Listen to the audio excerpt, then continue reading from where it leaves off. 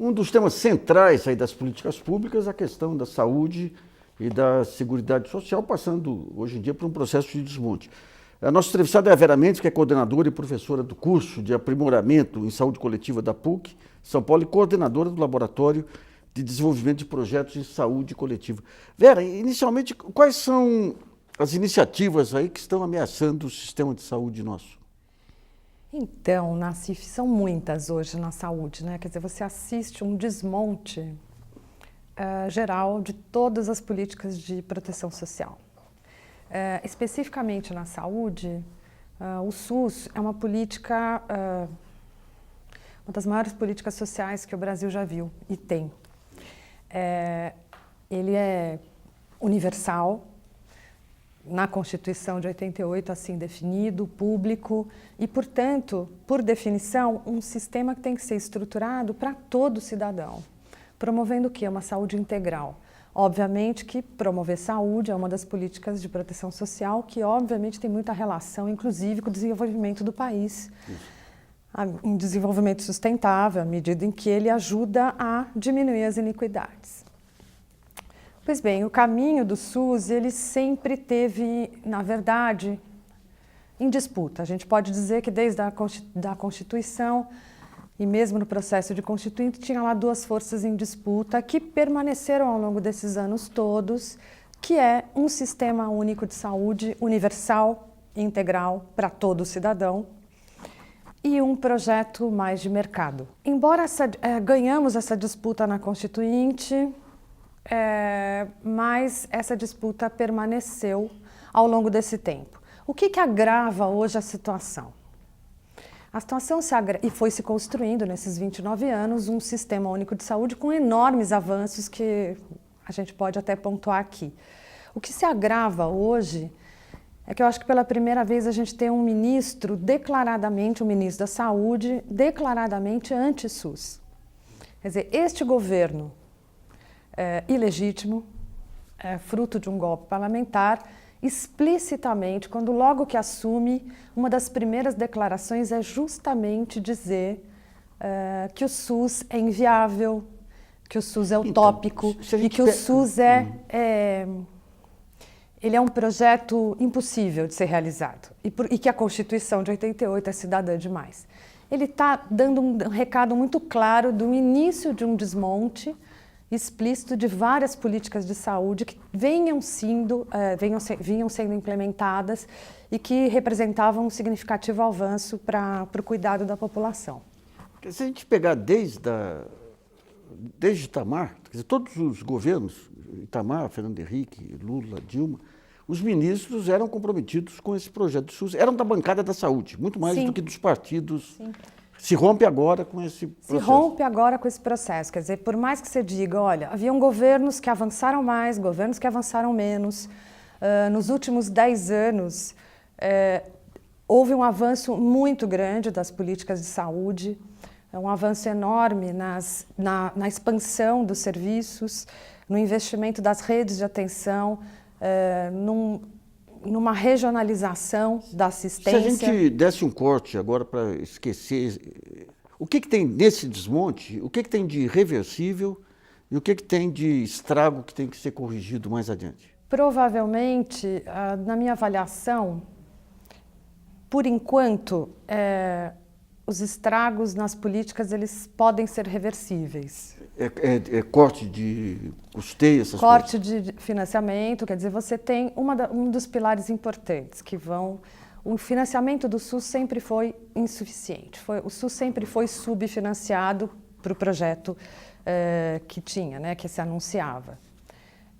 Mas agora, com a PEC, ela foi mortal. A PEC de congelamento dos gastos, ela é mortal para a saúde e para várias políticas de assistência social, quase todas. Então, de proteção social. Então, você tem você não tem mais... O SUS já era hiperfinanciado, já hipofinanciado, agora, então, a tendência é de absoluto corte que a gente está assistindo, as políticas já estão sentindo isso, né? Equipe, serviços, redução de insumos, fechamento de políticas, farmácia popular, quer dizer, uma série de propostas que vinham sendo implementadas, elas estão sendo sucateadas pela falta de financiamento. Se você olhar as projeções, isso nós estamos falando de uma PEC aprovada em 2016, cujo impacto está sendo inicial agora, lembrando que esse congelamento é proposta por 20 anos e, portanto, é um desmonte absoluto. Eu acho que isso tem um projeto muito claro, que é um projeto de aposta no mercado.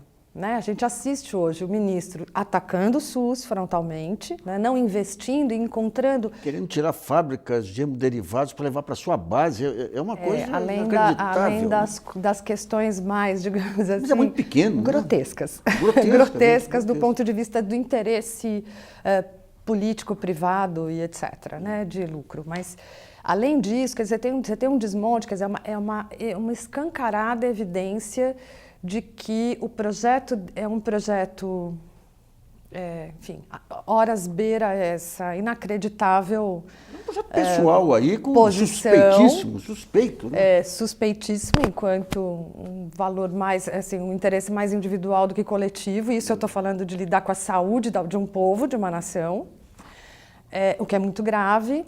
E, além disso, eu acho que tem uma posição muito clara a favor de certas políticas do mercado. Então, essa questão desse plano popular. A ideia do plano popular de saúde, que ele anuncia de cara, está muito vinculada a um debate na CIF, que, na verdade, inclusive, é mundial, que está lastreado, digamos assim, por várias organizações, que em vez de um combate, um debate que é muito importante para a saúde e para o futuro do SUS no país, que é o debate entre cobertura universal e acesso universal.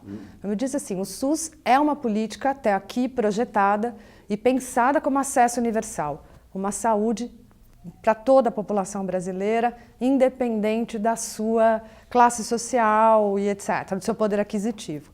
Quando eu migro para uma situação de cobertura, é um projeto onde o Estado tem uma função de promover saúde, mas cabe a ele praticamente financiar uma cesta básica para as populações mais vulneráveis, uma cesta básica de serviços médicos de saúde específicos para a população mais pobre e mesmo comprando serviços privados. Então, claramente, esse ministério, a única coisa que ele tem feito são conversas e revisões das políticas anteriores no sentido de abrir cada vez mais espaço para planos de saúde,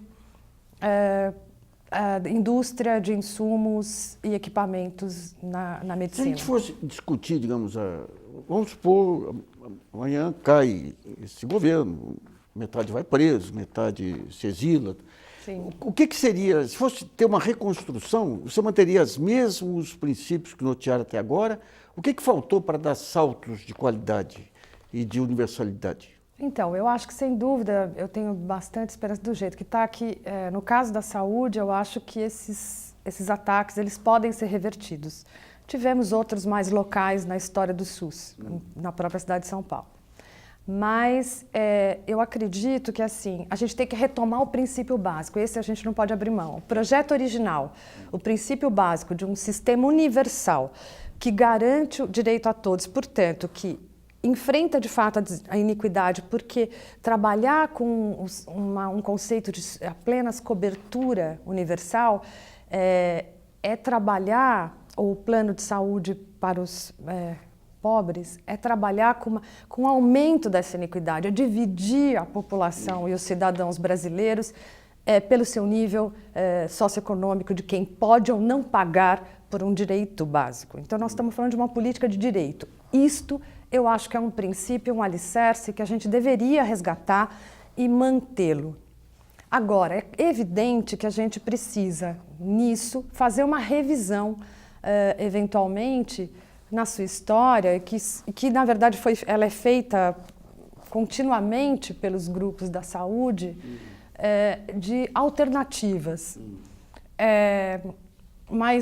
que garantam mais equidade, que viabilizem economicamente a saúde, por exemplo. Prevenção seria alternativa? Fortalecer a atenção básica que já vinha sendo feito. Para isso, quando eu fortaleço a atenção básica, eu amplio enormemente a cobertura, prevenção, promoção à saúde, qualidade de vida. Quando fala atenção básica, o nível da atenção básica é... Médico de família. Médico de família, uma estratégia, a saúde da família é super importante.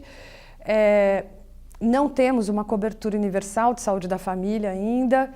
Ela também está sendo... A Política Nacional de Atenção Básica também foi revista por esse governo, inclusive para tentar enfraquecer essa estratégia, na minha opinião. Mas a hora que eu fortaleço isso, a atenção básica, ela está muito próxima da população. E ela é muito estratégica, porque é lá que eu resolvo boa parte dos problemas da população. Então, investir, continuar o fortalecimento, o crescimento da atenção básica é muito estratégico. Fora isso, Nassif, também acho que é uma coisa importante, que a gente tem que rever talvez uma regulação um pouco mais forte, mas também processos de formação, mudança na formação do profissional de saúde e capacitação, à medida em que a gente também tem que o avanço tecnológico na saúde é muito grande, é muito rápido. E pode ser muito oneroso também. E ele representa, se mal usado, um fator de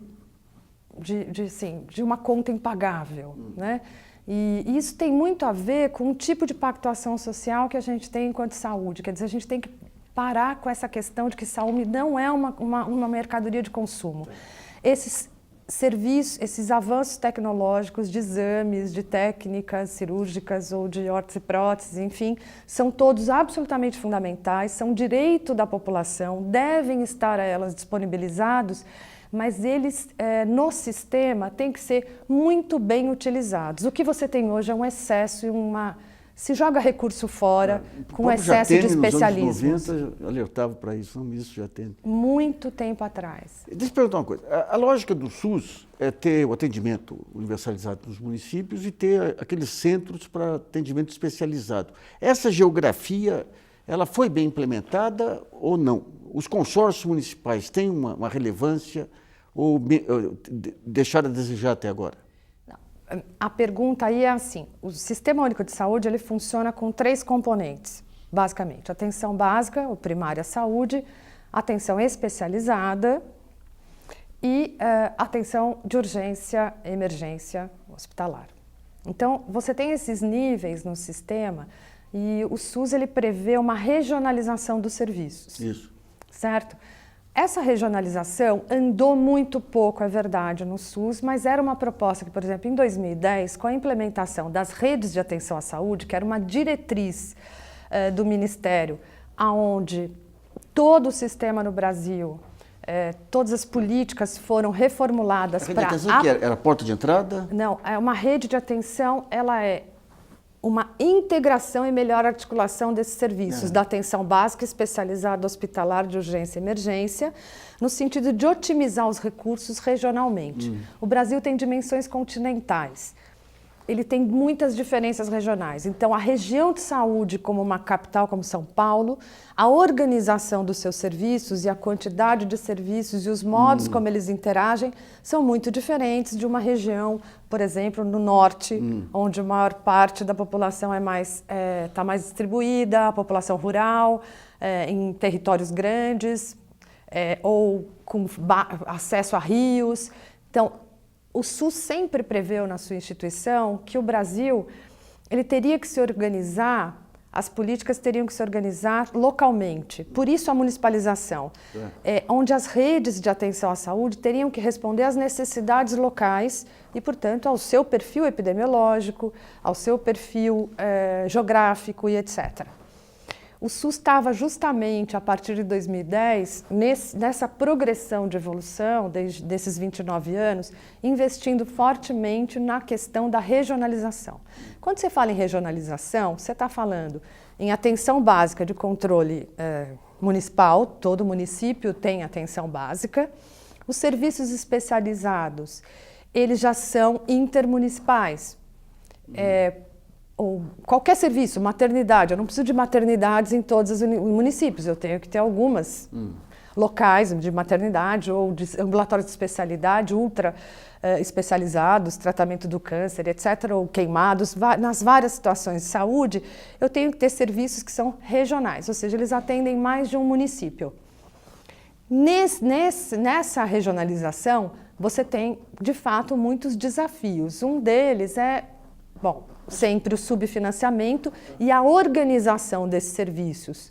Pode ser por via de consórcio, né? Só para entender. Ou o próprio mecanismo do SUS que prevê essa parceria, essa pactuação entre municípios de uma região de saúde. Só para entender, a figura do consórcio vem desde lá dos anos 90, desde do início da implementação do SUS. A partir de 2010, institucionalmente, o que muda? O consórcio, ele sempre existiu e a regionalização estava prevista desde o início do SUS. Isso. A questão é que em 2010, o que se faz? Se bota uma lente na questão da regionalização para tentar avançar e aprimorar esses processos de regionalização, para além dos fatores jurídico-burocráticos desse consorciamento, uma diretriz ou diretrizes de atenção e cuidado à saúde que impõem modelos mais claros do cuidado. Só para entender, então, nós temos lá o Ministério da Saúde, tem as secretarias estaduais E municipais. Como que esse modelo se manifestava em cima das diretrizes gerais e as diretrizes locais? Os municípios, o SUS prevê uma gestão interfederativa, com sua autonomia. Então, os municípios eles se organizam em regiões de saúde. Tá. O Brasil foi dividido em 483 ou 84 regiões de saúde. Que corresponde aos consórcios? Que corresponderia ao que você está chamando de consórcio. Tá. É que nem sempre a gente chama uma região de saúde. É uma região de saúde. Tá. Ela pode se organizar por meio de consórcios muito comuns em alguns estados brasileiros ou por outras organizações. Tá certo, tá certo. Tá? Então, você tem as regiões de saúde, as 483. Foram definidas, pactuadas, os gestores municipais sentam, colocam os seus recursos disponíveis, pactuam vagas, referências e etc. Só que em várias dessas regiões, a gente organiza o sistema e, ao mesmo tempo, tem que avançar com o sistema, porque muitas dessas regiões têm ainda insuficiência de serviços ou tem excesso de serviços de um jeito e carência total de outros. Então, a região, a ideia é que ela seja autônoma. Então, só para entender.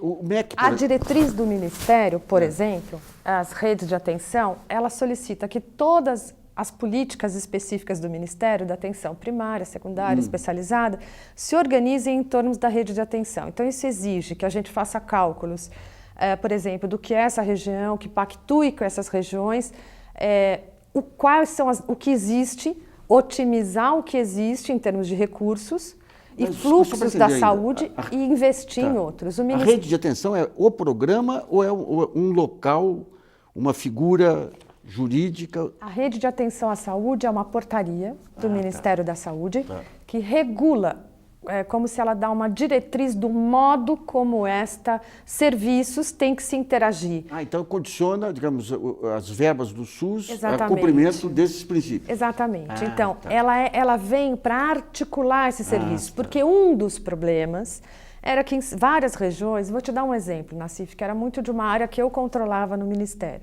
né, que eu coordenava, no tempo que eu estive lá. São Paulo, vou falar de São Paulo, que é uma cidade que você fala assim, aqui não costuma ter carência de serviços de saúde. Bom, não é verdade, né? Às vezes há excessos de serviços, mas enfim, é uma região onde tem mais concentração de serviços e de alta tecnologia. No caso, por exemplo, da reabilitação, da atenção às pessoas com deficiência. São Paulo é uma das cidades que tinha maior número de serviços de reabilitação existentes em funcionamento. Só que eles, estranhamente, entre uma pessoa ter um acidente de moto na Marginal e ser salva, ela vai ser resgatada pelo SAMU, Política de Urgência e Emergência. E aí chega com vida ao hospital, é atendida e salvam a sua vida. É muito comum que ela tenha algumas sequelas e tenha que seguir o seu tratamento em saúde nessas sequelas desse acidente. Muito bem, ela precisa, em geral, de serviços de reabilitação. Na hora que ela sai desse ambiente de urgência e emergência hospitalar, até ela conseguir vaga numa reabilitação, a média de espera lá, antes de 2009, 2010, por aí, era de 2 anos. Pô. Ou seja, você tem uma quantidade de serviços, aí você fala assim, qual é o problema das vagas? Bom, é falta de regulação adequada, claro, sistemas, mas é falta de sinergia entre a rede de atenção SUS. O que as redes de atenção? O conceito das redes é todos os serviços, nas suas várias complexidades, serem de fato otimizados numa articulação e sinergia que possa promover uma linha de cuidado adequada para o usuário. Entra, ele passa a ser cliente do sistema. É isso? Ele deveria. Essa rede devia estar articulada. Para quê? Para que quando, de novo, o nosso acidentado de moto, hoje tão comum, né? Ele tem um acidente, ele tem que ser resgatado a tempo, tem que ser levado ao hospital, tem que ter o tratamento adequado no hospital, mas ele sai, recebe alta, ele tem questões que ele tem que conseguir tratando. E como é que é a questão da informatização? Todos os sistemas hoje estão, os hospitais, há uma informatização ampla permitindo você identificar e acompanhar cada paciente à medida em que ele tem que passar para uma outra etapa? A informatização, você Então, isso é um desafio também, o prontuário, que a gente fala do cartão SUS, das informações estarem digitalizadas, né, do usuário, seu histórico médico, quer dizer, você ter uma informatização de todo o prontuário, um prontuário eletrônico, né, onde você possa, a qualquer momento, qualquer serviço, poder, claro, com o pessoal autorizado da saúde, poder acessar as informações e o histórico clínico desse paciente. Sim, sem dúvida isso está avançando também, foi debate, né, ao longo desses anos, nos últimos governos, avançou muito, mas isso tem que vir junto, e temos uma barreira importante no Brasil, que é o acesso à internet, né? Você tem ainda no Brasil uma questão de infraestrutura que por exemplo, vou te dar um dado que pode estar um pouco desatualizado, mas provavelmente de 30% a 40% das unidades básicas de saúde do país ainda não têm acesso à internet. Então isso dificulta bastante que todo um sistema esteja informatizado. Então veja, saúde, como as coisas se relacionam. Então, é importante também uma infraestrutura. Vamos pegar aqui para a gente tentar entender as propostas que podem ser feitas. Está sendo discutida uma lei geral de telecomunicações com a questão da universalização do serviço de banda larga. Quer dizer, uma saída poderia ser a contrapartida das operadoras informatizar as unidades de saúde aí. Eu acho que assim, tem duas coisas. A contrapartida da informatização, agora você tem unidades que têm os equipamentos, elas têm computadores, têm cabeamento, não tem internet mesmo. Então, tá. Outra coisa, se fala muito aí na questão das ações horizontais, né? Ou seja, a saúde envolve também a escola, envolve a juventude, envolve a questão das populações idosas. Sim. Essa integração, em que pé que estava antes do terremoto? Então, boa palavra, antes do terremoto. Eu acho que assim, eu pelo menos tive o privilégio de participar de um momento do Ministério nos últimos anos, onde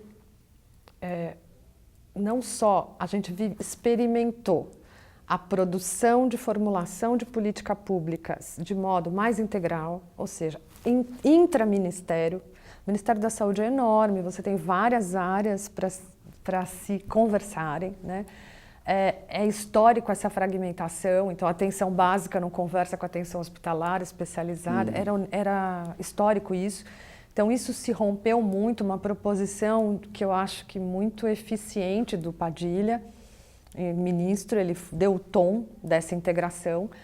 E também de formulação, era uma preocupação dos últimos governos, a formulação de política pública intersetoriais.